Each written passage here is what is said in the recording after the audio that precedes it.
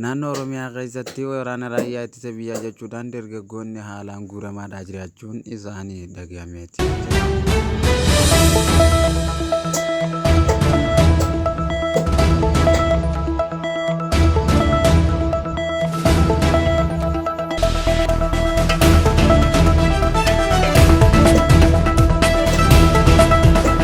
Oduu keenya kan itti aanuun Suudaan kibbaatti rakkoon beelaa hammaachaa jiraachuu irraa kan ka'e hawaasnii fi jiraachuu dadhabuun isaaniitis ni mul'ata jechuun dubbatan.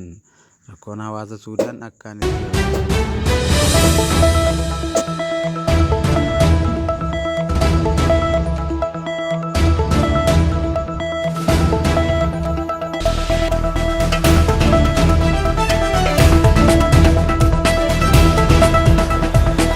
Jibuutiin lammiilee Itoophiyaadhaa kanneen isaan keessatti argaman maraahoo hatattamaan akkaaniif isaan keessaa bahanii galan kan ammaan duratti akeekkachiisanii turan amma immoo tarkaanfii fudhatanii akka gara biyyaatti galchaadhaa jiraniitu mul'achaati jira. Kunis immoo haala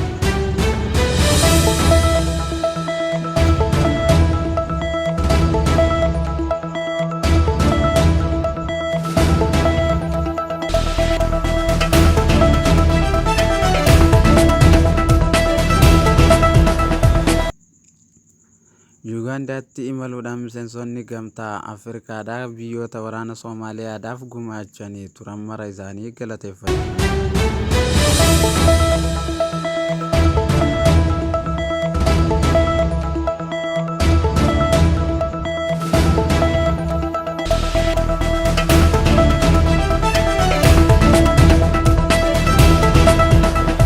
Amma immoo gara oduu bal'inaatti isin dabarsina. Jibuutiin lammiilee Itoophiyaadhaa kanneen isaan keessatti argaman ji'a ammaan duraatiin keessatti akkaaniif nu keessaa bahan baatii takka keessatti jechuun kan ammaan duratti ibsaadhaa turan yeroo ammaan tanaa immoo tarkaanfii fudhachuudhaan if keessaa baasaa jiraachuun isaaniitis dhagahamee jira.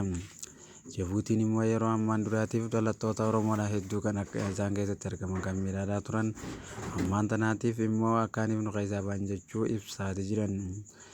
Ministeerri biyyattiidhaa ministeerri dhimma alaa Jibuutiidhaa kan duraaniin yeroo amma duraatiifis fuula miidiyaa isaaniitii irratti lammiileen biyyoota ollaa keenyaa keessaa nu seenanii jiran akka bahan jechuu erga isaan dubbataniif itti aanaan mootummaa biyyattiidhaa kan ammaan tana hundeeffame ammoo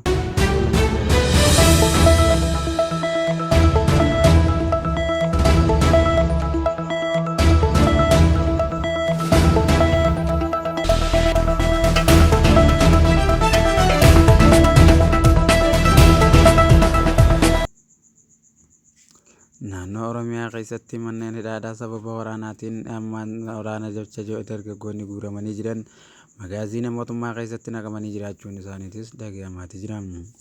Godina Shawaa Lixaa keessattis kun kan ta'ame yoo ta'us magaaziina midhaan itti guuran keessatti dargaggoota guuruudhaan achi keessatti ukkaamsanii yeroodhaaf teessisaa jiran jechuun gaafatan. Haala kanaatiinis godinaalee Oromiyaa garaagaraa keessatti dargaggoota daldala godhuudhaan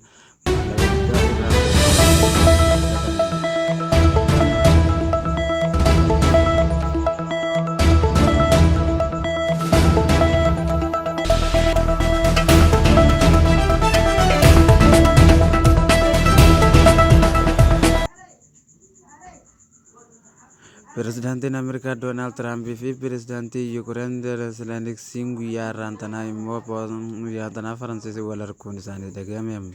Pirezidaantiin Ameerikaa Doonaald Tiraampii fi akkasuma pirezidaantiin Yuukireen guyyaa irraantanaa fuula fuulattiin wal arkanii gadi ta'anii waliin mari'achuun isaaniitis mul'ate. Pirezidaantiin Ameerikaa guyyaa irraantanaa du'a Paappaasii Faransiis irratti kan argamee ture. Iddoo inni itti argame sunitti pirezidaantiin Yuukireenis kan argamee tureef guyyaa irraantanaa wal mariin isaanii mul'ate. Eega ji'a ammaan duraa keessattis wal dhabdee isaan lamaan jidduutti uumameef miidiyaa irratti osoo inni haasawaa jiranii viidiyoon isaanii mul'atee ture. Doonaald Tiraamp erga gaafataniitiif aaruu qabaachuu dubbata.